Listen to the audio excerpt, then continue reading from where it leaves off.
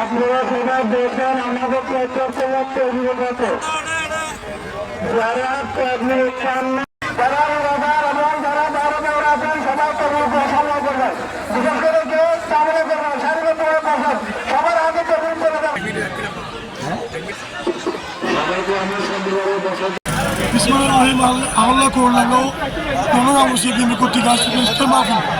আজকের সভা সভাপতি মুসলিম নেতৃবৃন্দ উপস্থিত বর্গের সদস্য সচিব আমাদের মনোনয়ন সহ মুসলিম নেতৃবৃন্দ শুধু সমাবেশ সবাইকে আসসালামু আলাইকুম।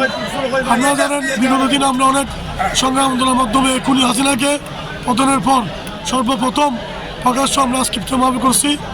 আগামী দিনে যেন আর কোনো ফেসিস্ট সরকার সৃষ্টি না হয় সে লক্ষ্যে আগামী ঈদের পর দল গুছানোর কাজ শুরু হবে। সবাই ঐক্যবদ্ধ হয়ে দল গুছিয়ে আগামী দিনে যে বিএনপিকে ক্ষমতা আনতে পারি সে লক্ষ্যে সবাইকে কাজ করার আহ্বান জানাচ্ছি।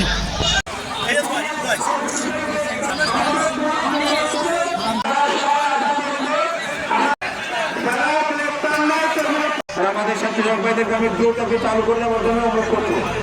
আমাদের পুরুলডাঙ্গা উদ্যোগে ইফতার মাহফিল আয়োজনে উপস্থিত আমাদের সভাপতি উপস্থিত আছেন আমাদের বোয়ালখালী উপজেলা বিএনপির আহ্বায়ক কাজী ইসেফ চৌধুরী, আমাদের প্রতিটি ইউনিয়নের সভাপতি সাধারণ সম্পাদক নেতৃবৃন্দ। আমরা আজকে দীর্ঘদিন 17 বছর পরে এরকম উন্মুক্তভাবে ইফতার মাহফিলের আয়োজন করতে পেরেছি।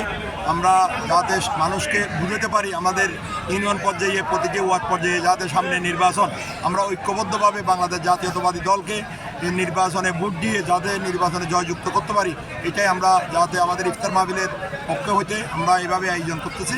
সবাইকে আমরা ধন্যবাদ জানাচ্ছি।